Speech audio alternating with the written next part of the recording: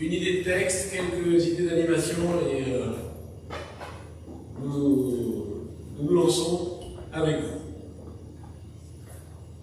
Mais vous le savez, si nous avons mis la table, ce n'est pas nous qui vous accueillons, vous êtes et nous sommes nous aussi avec vous accueillis par le Seigneur. Le Seigneur est présent en ce lieu. Avec Antoine Louis, je vous propose de revenir sur un chapitre de la Genèse. Jacob fuit la vengeance de son frère. Il s'arrête une nuit et fait un rêve étrange. Une échelle relie la terre au ciel. Des anges parcourent cette échelle. Et une voix lui dit: je suis avec toi, je te garderai partout où tu iras, je te ramènerai dans ton territoire, je ne t'abandonnerai pas. Jacob se réveille et se dit: le Seigneur est là, ce lieu est redoutable. Et je ne le savais pas. Dieu est présent dans ce temple, que ce lieu est redoutable. Dieu est présent, nous le savons, mais le croyons-nous vraiment? Elles sont épaisses d'incrédulité, de futilité et d'habitude qui nous environnent. Je vous invite à la prière.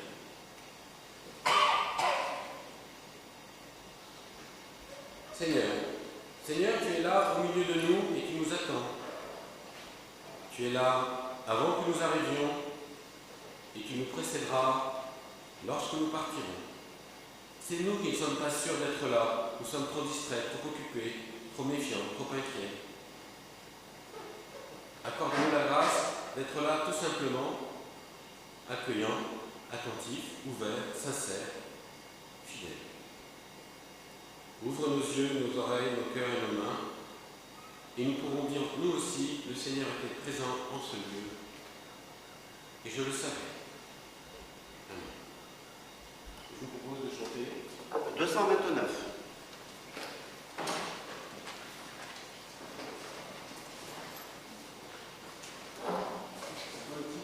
Touche nos oreilles et nous entendons.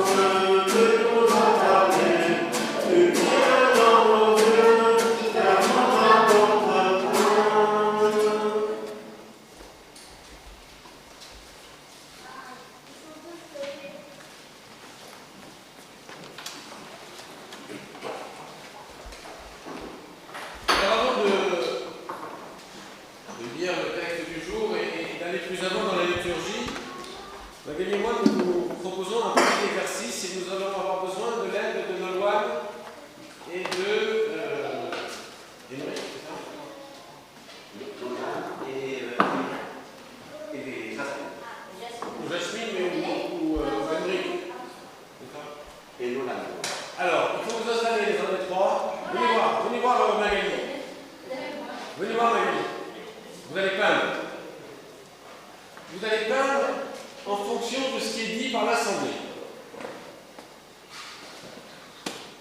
Et donc l'Assemblée, je vais vous proposer d'avoir une discussion de comptoir de café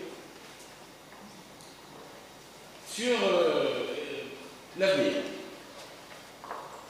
Je vous propose que nous parlions en bâton rompu de l'avenir, chacun à notre tour. Vous allez voir que ça va déclencher les couleurs. Alors, est-ce que les peintres sont prêts?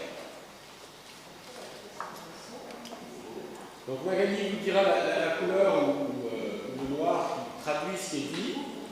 Et nous allons commencer à discuter à bâton rompu de l'avenir. En cette période électorale, on en parle beaucoup. En cette période de débat sur notre environnement et l'évolution de notre planète, nous pouvons parler de l'avenir. C'est chaud, hein? Oui, c'est chaud. Mais ça ne vous engage à rien et vous allez voir ce que c'est. Bon, moi je trouve que les gens ont beaucoup de mal à se mettre d'accord.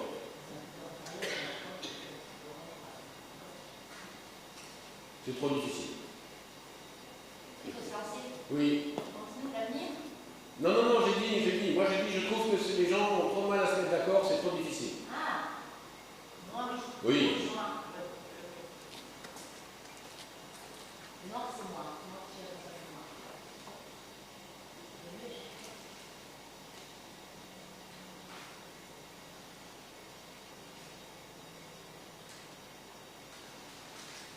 Oh là là, qu'est-ce que j'ai dit?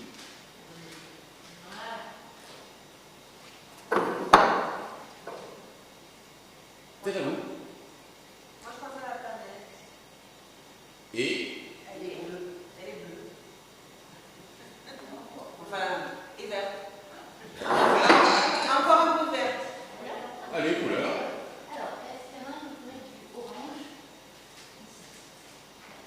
Oui. Je vais essayer de prendre du orange. Prends de l'eau d'abord. Et un petit peu de gaz là. D'accord? Moi, je ne peux pas faire tomber.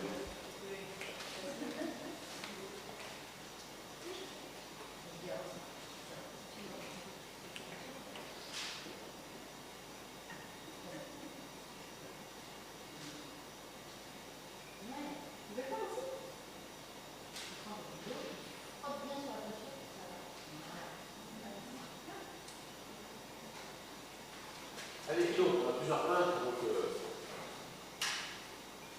sur notre avenir.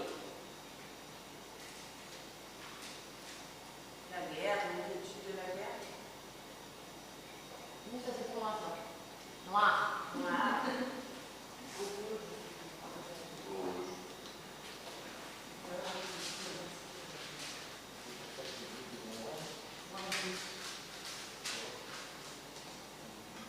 Quoi d'autre?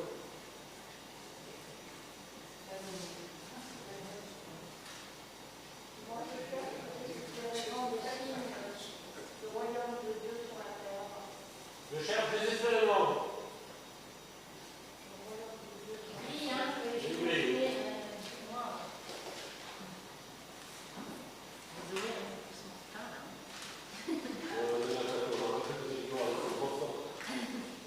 Encore.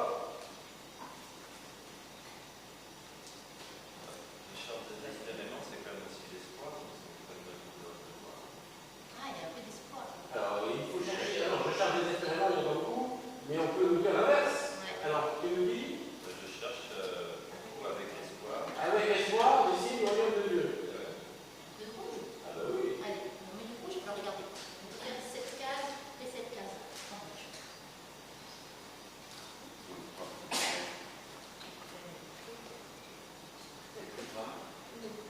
Oui, c'est pas très simple.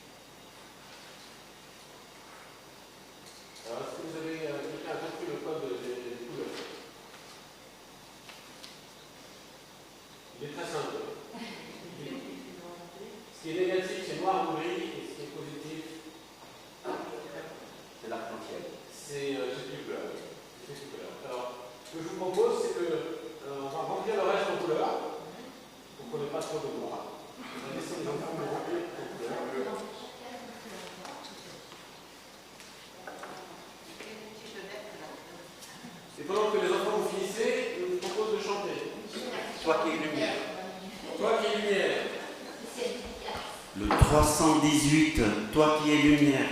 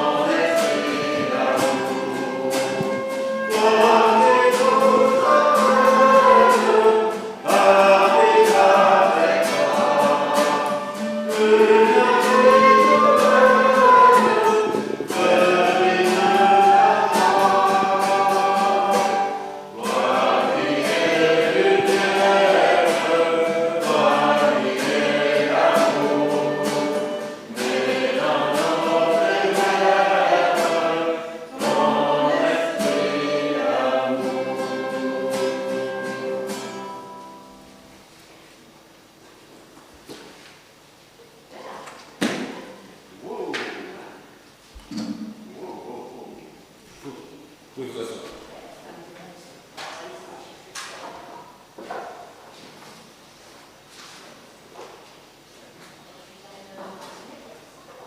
Oui. Alors, une question simple, parlons de l'avenir et on pense d'abord aux choses difficiles. On parle d'espérance sans vraiment pouvoir dire qu'elle s'exaucera. Et on a du mal à décrire un avenir en jaune, en orange, en vert, toutes ces belles couleurs qui heureusement ont trouvé leur place au centre du dessin. Et c'est notre difficulté quand nous affirmons que le Seigneur est avec nous. C'est, je pense, une vraie difficulté pour nous de malgré tout s'inscrire dans la façon ambiante de voir un avenir qui n'est pas tout en couleurs, alors qu'il nous est promis et que nous avons accepté le Seigneur et nous avons accepté cette promesse qu'il nous a faite que l'avenir serait arc-en-ciel et ne serait pas du tout, mais du tout noir.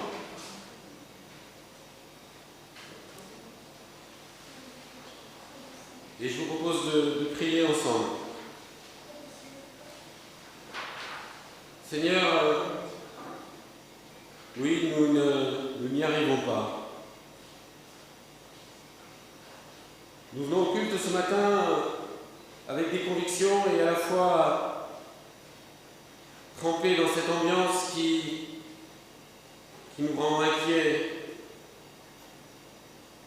Et si nous espérons Nous avons du mal à croire. Oui, Seigneur, c'est difficile. C'est difficile pour nous, malgré notre foi, effectivement, de croire. Amen.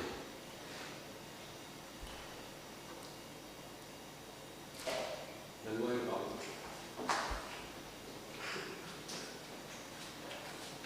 Et nous savons bien que le Seigneur attend de nous justement que nous soyons acteurs de plus d'espérance et plus de vie. Et une des façons dont Jésus nous l'a dit, c'est quand il disait à ses disciples et à tous ceux qui l'entendaient, aimez-vous les uns les autres comme je vous ai aimés. Et quand il a dit aimez-vous les uns les autres comme je vous ai aimés, il a mis devant nous quelque chose d'immense et d'incroyable. C'est ça sa loi, c'est la loi de l'amour. Et on sait bien que si nous arrivions à aimer réellement et totalement et beaucoup plus, il y aurait de moins en moins de noir et qu'il y aurait de plus en plus de jaune et de vert et de toutes les couleurs de l'arc-en-ciel. Alors, parfois nous sommes accablés, assez souvent nous sommes accablés, et aujourd'hui nous sommes accablés parce que, vous voyez, il y a quand même encore pas mal de noir, et le monde dans lequel nous sommes est difficile. Mais le Seigneur ne nous a pas simplement mis devant nous une exigence, il a mis aussi des promesses, comme disait Olivier, et des paroles de grâce. Et une de ces paroles de grâce, c'est « Je ne suis pas venu sauver les justes, puisqu'ils pensent qu'ils sont déjà sauvés, les justes. Je suis venu sauver des pécheurs. » Et c'est quand notre cœur est accablé de ce noir que nous sommes objets du salut du Seigneur pour nous. Je ne suis pas venu appeler des justes, je suis venu appeler des pécheurs, a dit le Seigneur. Amen.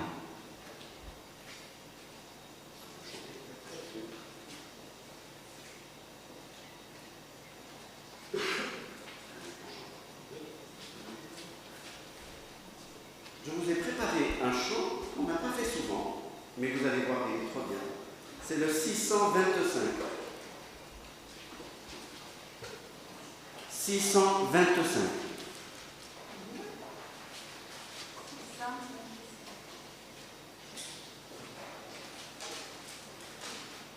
Vous qui croyez sous le fardeau, vous qui cherchez le vrai repos, ne craignez pas pour votre corps, ne craignez pas devant la mort. Levez les yeux vers le Seigneur, criez vers lui, sans perdre cœur. Vous qui tombez, vous qui pleurez, ne craignez pas, criez vers lui, sans perdre cœur.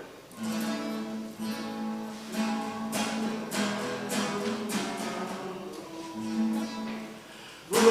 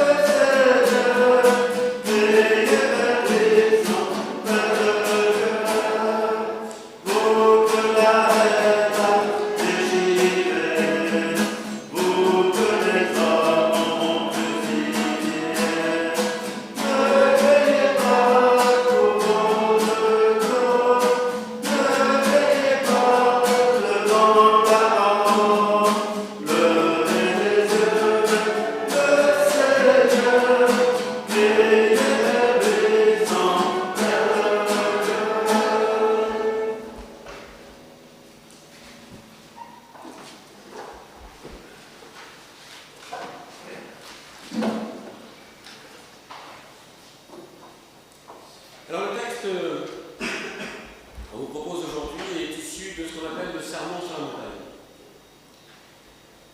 Le sermon sur la montagne commence par les béatitudes et est clairement un des textes les plus anticonformistes de la Bible.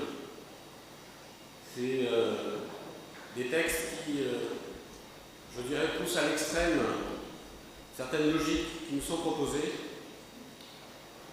Et c'est ce que nous allons essayer de comprendre, de recevoir aujourd'hui. Seigneur, nous allons ouvrir la Bible pour essayer d'y écouter ta parole. Une parole radicale. Rends-nous accessibles à son écoute et peut-être à son incarnation. Amen. Loi, Matthieu 6, versets 25 à 39. À 34.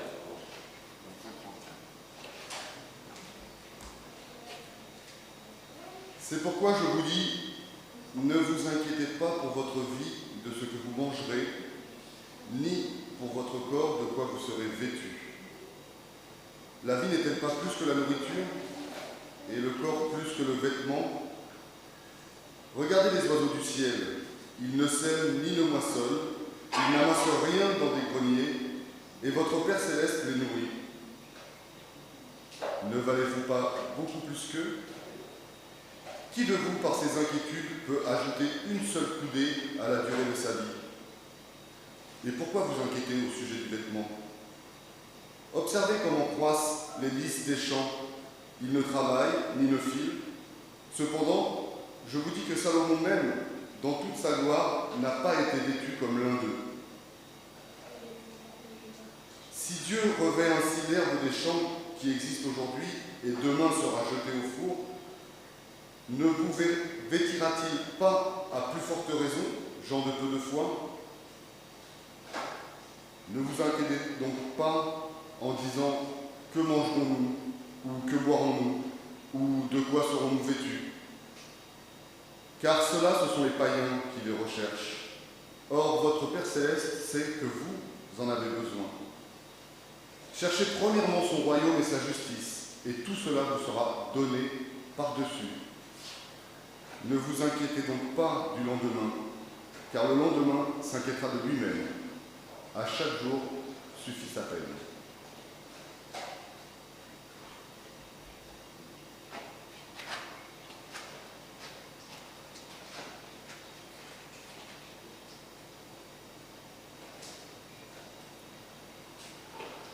Alors, Magali, est-ce que tu as raconté à tes trois dessinateurs le texte du jour? En fait, on essaie de dessiner comment on voit la planète dans l'avenir. On D'accord. dessine notre planète. Alors, pour résumer le texte, et peut-être vous inspirer dans vos dessins. Le texte est donc un discours de Jésus. Et il dit souvent les grands sont inquiets sur ce qui va se passer. Est-ce que vous avez déjà vu vos parents inquiets pour votre avenir? Non. Et toi, Magali? Est-ce que tu as déjà vu tes parents s'inquiéter pour toi? Non, mais c'est bien. Est-ce que vous allez sereinement à l'école? Oui. Et est-ce que vos parents vous voient grandir sereinement? Est-ce qu'ils s'inquiètent de ce que vous avez fait à l'école? Ils sont cool.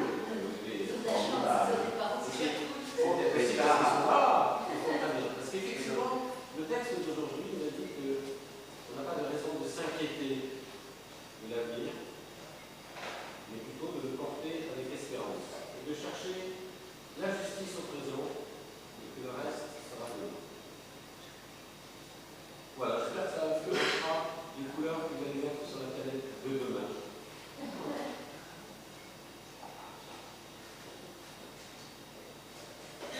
Alors, quand nous avons préparé ce culte, ce texte a soulevé un petit vent de révolte. Et je propose à Georges de nous guider sur d'abord cette première entrée en matière.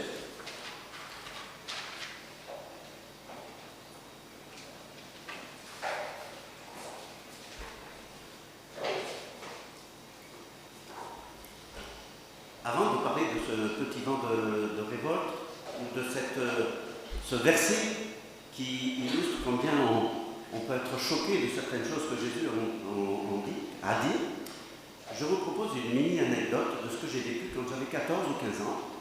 Je faisais partie d'un groupe de jeunes très engagés dans la foi. Moi, j'étais le plus jeune et je trouvais que les autres, spirituellement, ça y allait, hein, ils priaient, ils chantaient, ils faisaient des spectacles, tout. J'avais un peu envie d'être comme eux, mais je me sentais quand même très très loin de la foi et de l'enthousiasme qu'ils avaient. Un jour, je m'en suis confié à des responsables du groupe de jeunes. Je leur ai dit vraiment, moi, à côté de vous, je me sens très loin de Dieu. Ils m'ont dit formidable. Et ils m'ont dit, c'est le signe que tu es beaucoup plus proche que ce que tu crois. Je ne comprenais rien du tout. Ils m'ont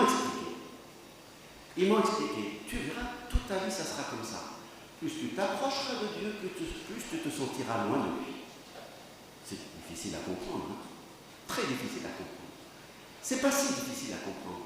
Plus on s'approche de la lumière, plus on sent combien cette lumière nous transperce et nous révèle tel que nous sommes. Et au fond, ce sentiment d'accablement devant Dieu qui est si pur, si grand, si extraordinaire, et nous qui en sommes si loin, c'est un bon sentiment, ou ça peut être un bon sentiment d'accablement.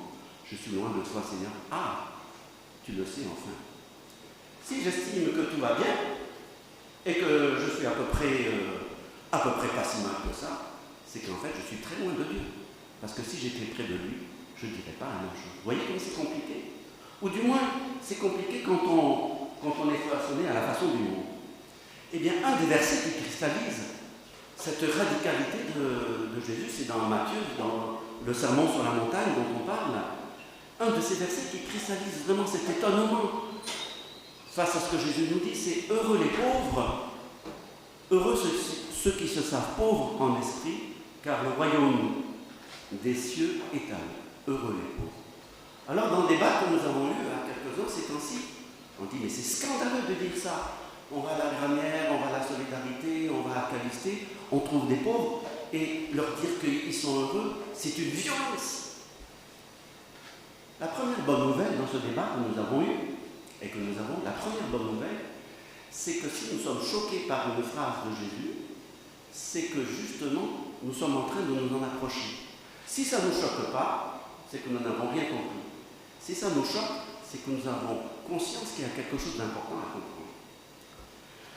De quelle pauvreté parle Jésus? Évidemment, si nous comprenons la pauvreté matérielle, la précarité financière, alors nous avons une lunette très étroite. C'est comme si dans un arbre qui avait 3000 branches, je n'en vois qu'une, et que je dis « Oh, qu'elle est belle cette branche !» ou qu'elle me préoccupe cette branche, mais il y en a presque 3000 autres. Quand Jésus parle de pauvreté, qui nous dit qu'il parle de la pauvreté d'une des catégories de pauvreté et de pas des autres. Jésus, effectivement, est provocateur parce que nous avons un chemin incroyable à faire de conversion et de voir les choses différemment dans notre vie. Quand le jeune homme riche s'est adressé à Jésus, il lui a dit « Qu'est-ce que je dois faire pour être sauvé ?»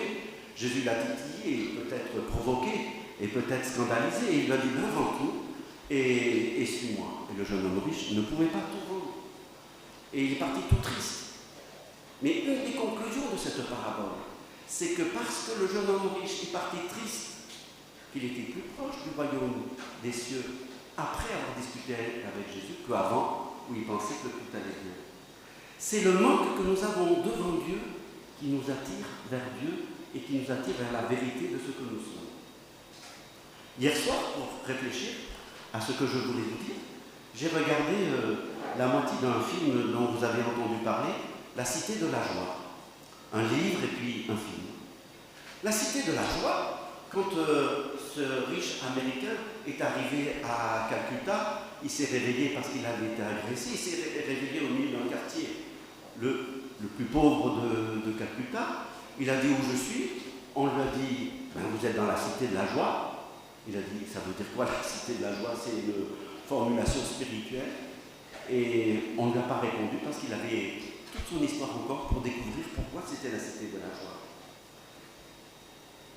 Magali il y a quelque temps, elle nous a partagé une méditation à la pause spirituelle et au conseil presbytéral. Et dans cette méditation que Magali nous a partagée, il y avait une des phrases clés qui nous disait « Mais qu'est-ce que ça veut dire heureux es-tu si ?»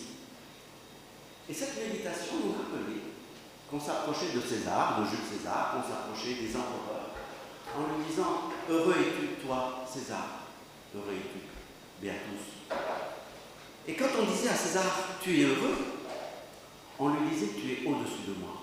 Moi, je suis tout petit, mais toi, tu es au-dessus de moi. » Eh bien, quand Jésus dit « Heureux les pauvres », c'est peut-être une des façons qu'il nous dit « Ils sont au-dessus de vous. » Parce que s'ils se savent pauvres, ils sont en-dessus de vous si vous vous pensez riches. Vous voyez qu'on a des chemins à faire, hein. On n'a pas fini de méditer sur ces versets. Une fois dans ma paroisse précédente, il y a une amie haïtienne, une paroissienne haïtienne qui est venue. Elle a dit, après avoir assisté à quelques-uns de nos cultes, vous avez tout, vous avez des cantiques, vous avez des instruments de musique, vous avez des théologiens, vous avez un magnifique temple, vous avez plein de choses. Mais elle dit, mais qu'est-ce que vous êtes triste par contre? Vous avez tout, mais vous n'avez pas la joie. Incroyable. Mais c'est pas que elle qui me l'a dit, c'est pas que elle. Et la cité de la joie, c'est une façon de réaliser. Heureux les pauvres, parce que dans leur pauvreté, ils sont plus proches de Dieu que vous, dans votre richesse. Et du coup, je me suis dit, mais nous sommes en train de parler du projet fondateur de notre paroisse. Ça fait 30 ans qu'on médite là-dessus. Ça fait 30 ans que la paroisse, elle est venue quitter le centre-ville, ou ce qu'on peut dire proche du centre-ville, pour venir ici, pour dire, il y a quelque chose à dire à ceux qui réalisent qu'ils sont pauvres. Et en sachant que la pauvreté, c'est mille et une façons de ressentir ce qu'on a dans notre cœur. Nous sommes là, en réfléchissant à cela, en train de réfléchir au projet fondateur de notre foi, mais au projet fondateur de notre paroisse. Oui, ceux qui se savent pauvres sont plus proches du royaume des cieux que les autres. Frères et sœurs, prions Dieu que la conscience que nous avons de nos pauvretés peut nous approcher de Dieu. Heureux sommes-nous si nous comprenons cela et si nous nous mettons en marche. Amen.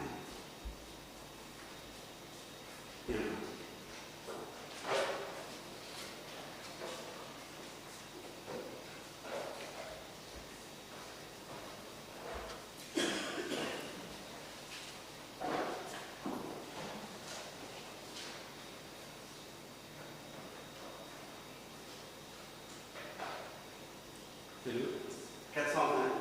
Tel que je suis, sans rien à moi, et sans instrument de musique. A cappella.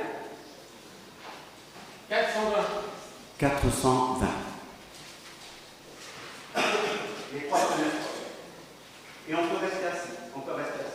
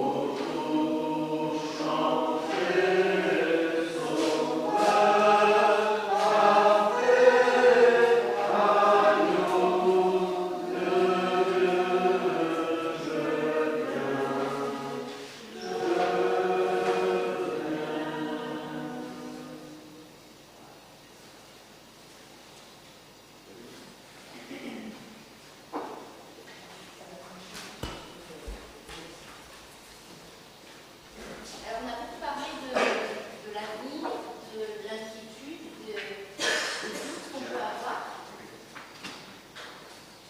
Ça va passer ici. Je dois désolée.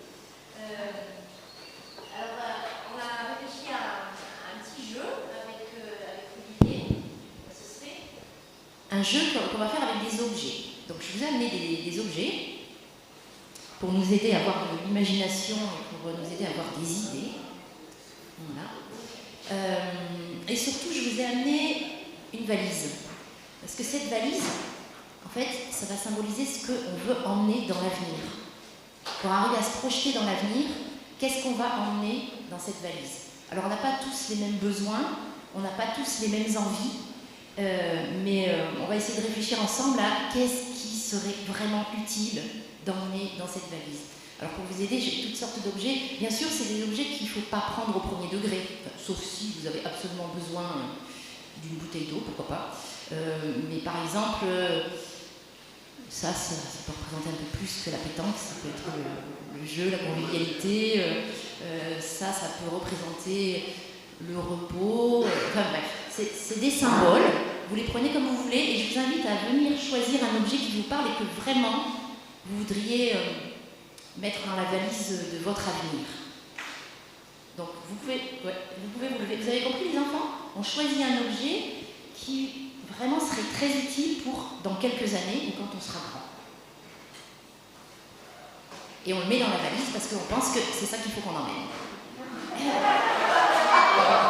Alors, il y a des parents qui sont cool, mais quand même, ils ont une éducation. Je ne voudrais pas juger. Alors, est-ce que c'est utile ça, on met dans la valise? Je ne vais même pas le mettre dans la valise,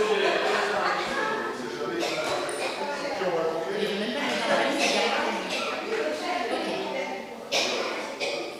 Si vous voulez vous lever pour venir voir, oui, tout le monde peut venir choisir son objet pour l'avenir.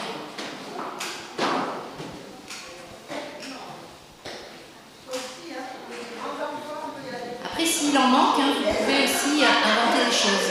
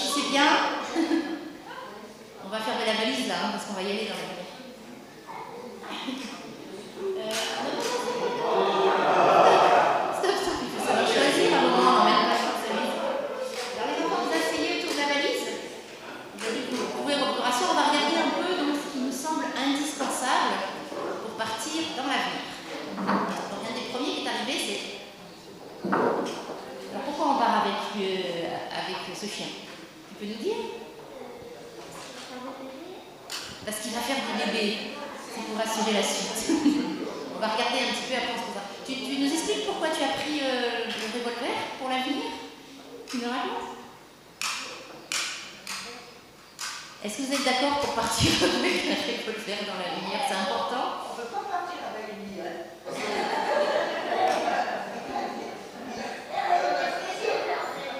Bon, alors pose-le, parce qu'en fait, on n'a pas mis à l'entrée, mais c'est interdit d'avoir des armes en fait dans ce lieu-là. C'est vrai, on n'a pas mis les panneaux, mais dans les valises aussi. Alors ensuite, qu'est-ce qu'on trouve d'autre? C'est quoi ça? C'est pour faire du vent. D'accord? Pour l'instant, je vous montre juste ce qu'on a emmené, hein, pour qu'on se rende compte un peu de quelle valise on va se traîner dans notre avenir. Donc qu'est-ce que c'est ça? Vas-y, montre-nous. Un téléphone, ouais. Un téléphone. Et ça, qu'est-ce que c'est? Nolan, tu me dis ce que c'est? Pour faire la musique. Ouais, on emmène de quoi faire de la musique. Et ça, c'est quoi? Une chaise. C'est fait pourquoi une chaise? Pour s'asseoir. Oui. Et pourquoi on va avoir besoin de s'asseoir dans l'avenir? Parce que ça sera vieux. Ça sera vieux, alors on aura besoin d'une chaise. Ben oui, c'est logique. Alors quoi d'autre? Un parapluie. Parapluie. Un sous-marin. S'il y en a qui veulent commenter, hein, expliquer un peu plus leur choix, on peut. Ah, on a quand même amené un arc-en-ciel. Ouais. On a emmené des palmiers, des vacances. Ouais. Qu'est-ce qu'il y a d'autre? Donc lui, ça paraît. Ouais, ça va bien ensemble en fait les deux. Ouais. Donc on a une voiture aussi. On a une voiture. Il y a quelqu'un qui veut expliquer la voiture? Non, pas spécialement. C'est pourquoi? Si on va aller loin et qu'on ne pourrait pas marcher, on pourrait en acheter une pour aller plus loin. Oui. Pour aller le plus loin possible. D'accord, ok. Ça, vous pouvez m'expliquer? C'est pourquoi? Alors, c'est pour reconstruire la maison, selon la suite. Je ne sais pas si vous vous rendez compte, mais cette génération-là, avec du scotch, elle pourra reconstruire la maison. Elle la répare. Moi, je trouve ça super. Quoi d'autre? Des lunettes de soleil. Alors, pourquoi on a des lunettes de soleil? S'il y a trop de soleil, on peut les mettre pour se protéger. Ouais. Ah, parce que t'as une piscine. Alors ça, c'est quoi? Une bougie pour les anniversaires. Une bougie pour les anniversaires.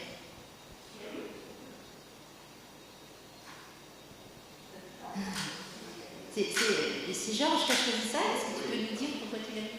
C'était pour dire que, quelles que soient les circonstances, si au moins il reste une petite flamme en soi, ça peut ouvrir bien les portes. Voilà. Merci. Alors, la statue de la liberté, ça nous inspire? On a envie d'emmener le symbole de la liberté dans notre avenir. Et ça, alors, vas-y, explique-nous, c'est quoi? C'est pour découler. C'est pour rigoler, apparemment, c'est un truc très drôle. C'est pour découper. C'est pour découper? C'est un outil, en fait. C'est pour bricoler. Pourquoi? Pour égorger.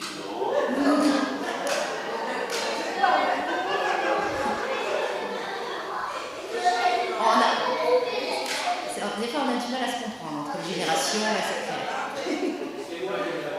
Alors, c'est Olivier qui a mis la place, d'accord. Tu voulais dire quoi? J'ai mis la place parce que pour moi, c'est une façon d'aller vers le haut. C'est une façon d'aller vers le haut. Comme je sais rigoler, si je pars en voyage, ça me rassure de pouvoir me dire que je peux aller demander quelque chose en échange d'un bricolage. Alors, on emmène les fleurs? Ouais. C'est ça? C'est quoi? C'est toi? Pourquoi tu as mis ça? C'est un rénicule. Pourquoi on l'emmène dans notre valise? C'est pour jouer. Ah, c'est pour jouer, c'est important de jouer. Et puis, tiens, un livre. Et quel livre? On l'emmène. La Bible. Qu'est-ce que j'ai oublié? Ça? C'est pour les oiseaux quand ils ont trop froid. C'est pour que c'est une niche. C'est plutôt une niche à oiseaux. Ouais. Donc on emmène aussi pour que les oiseaux puissent être bien. Qu'est-ce que j'oublie? Bah oui, la bouteille d'eau. On emmène la bouteille d'eau? Non, c'est pour faire quoi? c'est pour tuer en bouteille. C'est pour se rincer, pour se laver, pour boire, on l'emmène pour tout. Voilà, il y a des instruments de musique. Alors ça, c'est le plus important, ça, c'est pour quoi faire. C'est pour avoir le look, pour être toujours impeccable. Bon, ça en fait des choses, ça fait penser à ça. Ouais, c'est la musique aussi, une petite boîte à musique. Non, on en a parlé. Donc ça fait penser un petit peu quand on part en voyage et qu'on remplit sa voiture et que quelquefois on n'a pas assez de place pour mettre tout ce qu'on veut. Enfin, ça dépend qui. Il y en a qui arrivent à voyager plus léger que d'autres. Et là, j'ai envie de passer la parole à Olivier, parce que je crois qu'il a envie de nous parler de tout ce qu'il y a dans cette valise et comment on va faire pour partir ensemble. Et moi, c'est vrai que je suis assez du style à partir en vacances en ayant prévu plein de choses, en ayant anticipé. Et Olivier, il ne voit pas les choses tout à fait comme ça. Si tu veux bien.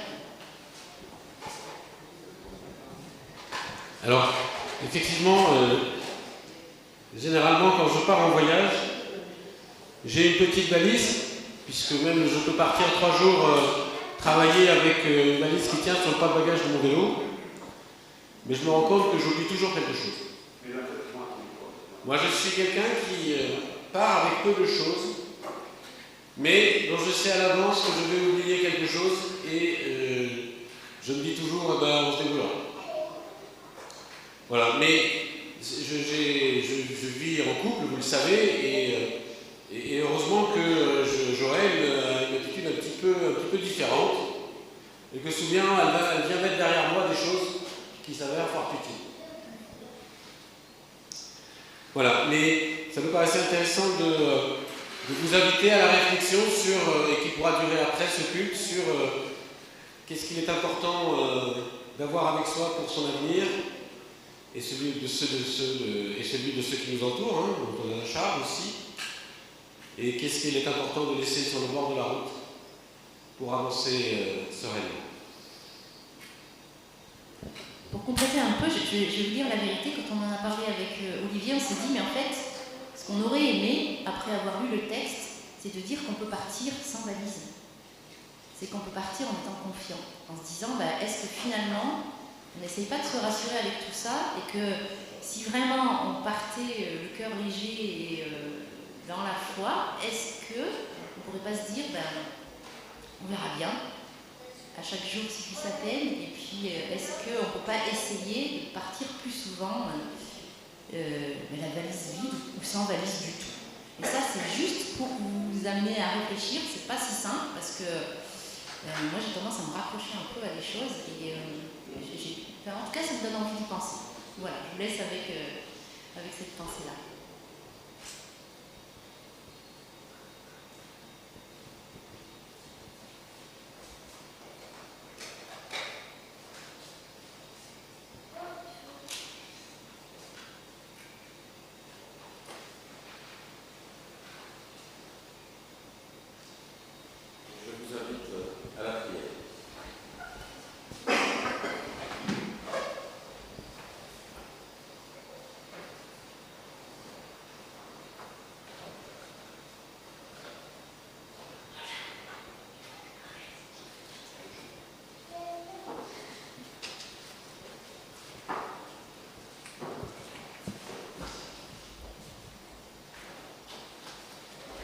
Il cherchait un ami quand Jésus est passé.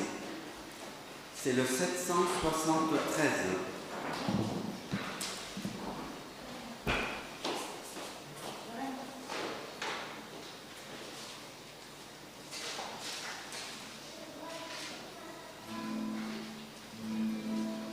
Ils cherchaient un ami quand Jésus est passé.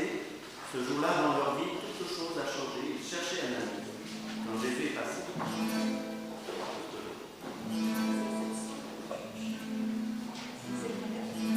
773. Il cherchait un ami quand Jésus est passé. Ce jour-là dans ma vie, toute chose a changé. Il cherchait un ami quand Jésus est passé. Ce jour-là dans ma vie, un soleil s'est levé. Jésus connaissait Matthieu et Matthieu n'en savait rien. Il est devenu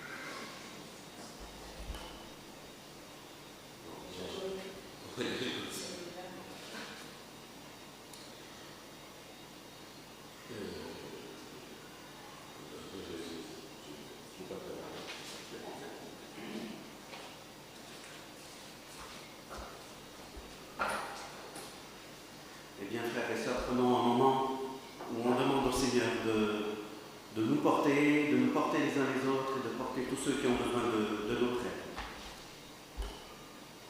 Seigneur notre Dieu, nous voulons vraiment reconnaître que nous sommes de ceux qui voulons prendre dans notre valise le maximum de choses. Nous voulons reconnaître aussi que notre confiance en toi est jamais suffisante. Et nous voulons reconnaître que nous nous accrochons à nos richesses et que nous avons besoin que tu nous donnes des cœurs de pauvres. Nous te prions les uns pour les autres.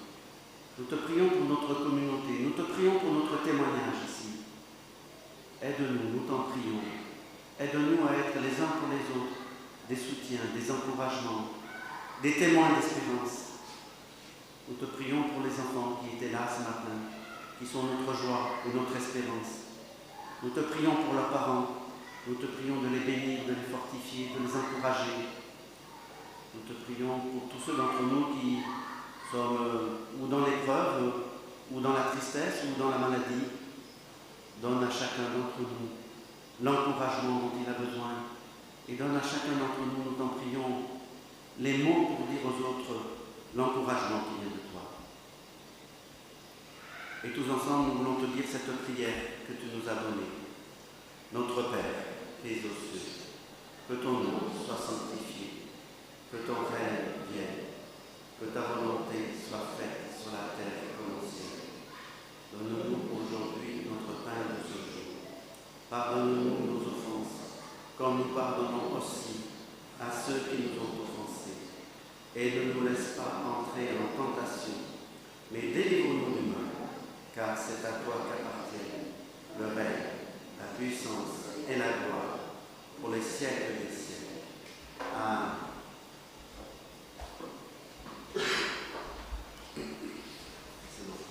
C'est le moment de l'offrande.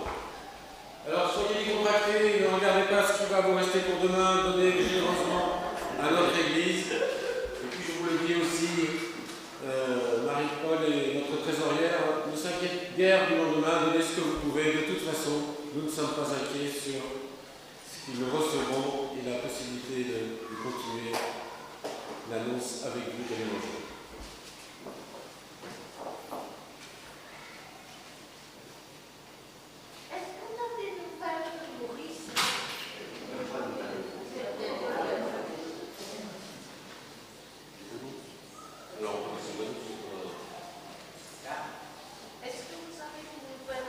Alors aujourd'hui, on n'a pas de nouvelles de Maurice. Tiens tes lunettes. Alors quelques annonces des uns et... Alors quelques annonces sur la vie de notre communauté. Ce mardi, ça y est, c'est notre mardi de catéchisme adulte, formation en visio. Nous aborderons le livre des actes. Voilà, si vous voulez tout savoir sur le début de l'Église, les débuts de l'Église tel que c'est raconté dans la Bible, le livre des actes, c'est mardi à 20h, notre formation en visio, bienvenue à tous. Il y aura pause spirituelle ce jeudi, et dimanche, dans une semaine, c'est un culte qui nous réjouit particulièrement à l'avance. Pas mal d'entre nous seront ici sur cette estrade, ou seront en tous les cas concernés. Ça sera la reconnaissance de ministère des conseillers presbytéraux. Nous sommes entre 8 et 10 au conseil presbytéral et le conseil régional sera là pour prier pour les conseillers presbytéraux, pour demander la bénédiction du Seigneur sur eux et pour manifester à l'Assemblée que nous sommes, que c'est une chance qu'il faut reconnaître que des personnes acceptent d'être responsables de la vie de notre communauté matérielle et spirituelle. Donc, voilà, faites-en un peu des annonces autour de vous, c'est toujours un moment joyeux et important. Le 18 mai, donc mercredi, c'est donc notre rencontre interreligieuse. Abraham dans le Coran, la dernière fois c'était Abraham dans la Bible, cette fois-ci ça sera Abraham dans le Coran. On espère que nos amis musulmans seront là pour nous en parler. Le 19 mai, il y a un concert de style très joyeux, très vivant, très spirituel, de Glorious. On a réservé 10 places, mais Aurore a déjà reçu commande pour ces 10 places. Si jamais certains d'entre vous veulent y être, il faut réserver sur un... Il n'y a plus de place.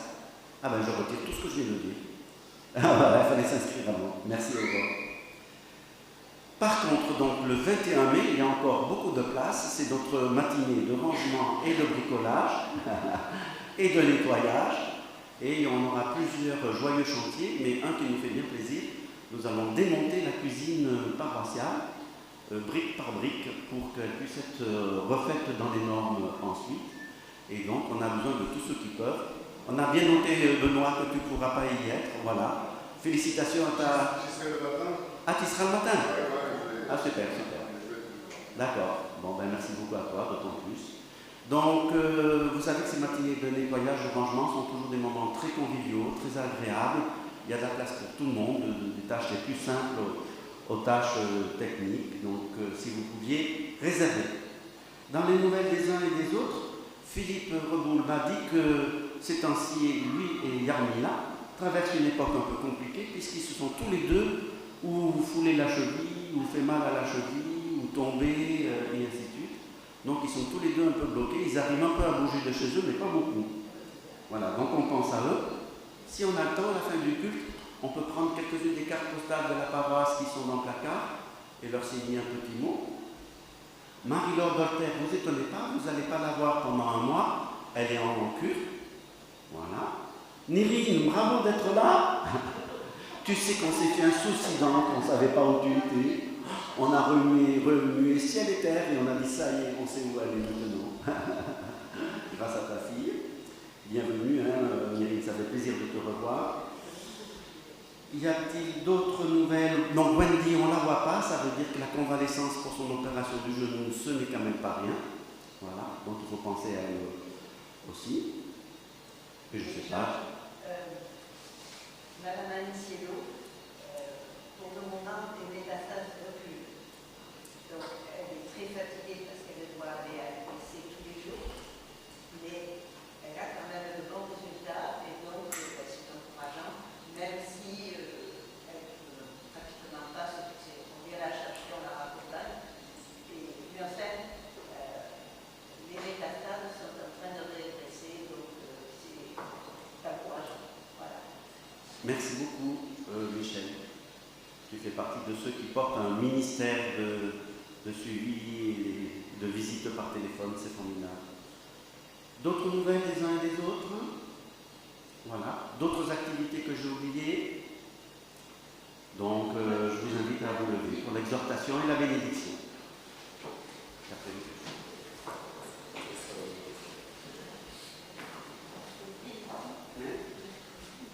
Frères et sœurs, nous sommes dans une période où, à chaque fois qu'il y a une bonne nouvelle, on nous annonce aussi la mauvaise qui la sous-tend. À chaque fois qu'on voit le verre à moitié plein, on nous invite à voir le verre à moitié vide. Et dans le texte d'aujourd'hui, c'est le verre complètement plein que le Seigneur nous invite à voir en permanence et à avancer avec nos enfants, avec nos frères et sœurs en Christ, avec non seulement cette espérance, mais cette conviction que le verre est complètement plein et que c'est un avenir qui nous est promis, qui en vaut la peine, quoi que soit le présent. Partez avec cette confiance et c'est ainsi que nous marchons dans les pas de Jésus-Christ.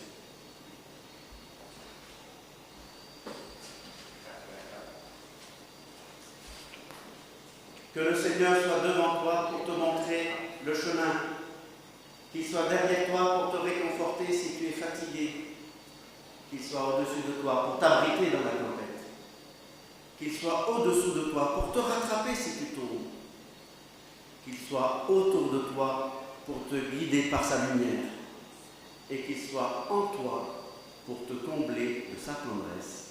Amen. Tu nous appelles à t'aimer en aimant le monde. C'est le 532. 532.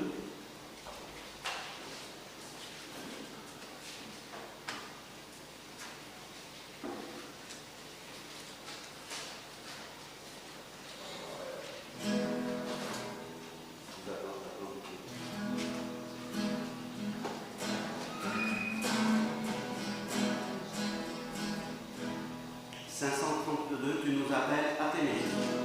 Tu nous appelles à t'aimer, en aimant le monde où tu nous envoies. Ô Dieu fidèle, donne-nous, en aimant le monde, de n'aimer que toi. Allez par les chemins, veillez dans tes tranquilles, allez autour de nous, partagez notre joie. Tu nous appelles à t'aimer, en aimant le monde où tu nous envoies. Ô Dieu fidèle, donne-nous, en aimant le monde, de n'aimer que toi. Soyez Seigneur d'amour, de paix et de tendresse, ayez un cœur d'enfant, soyez simples et belles. Tu nous appelles à t'aimer, en aimant le monde où tu nous envoies. Ô Dieu fidèle, donne-nous, en aimant le monde, de n'aimer que toi. Pour être des témoins, veillez dans ta prière, mon royaume est en haut, et attend notre cœur. Tu nous appelles à t'aimer, en aimant le monde où tu nous envoies.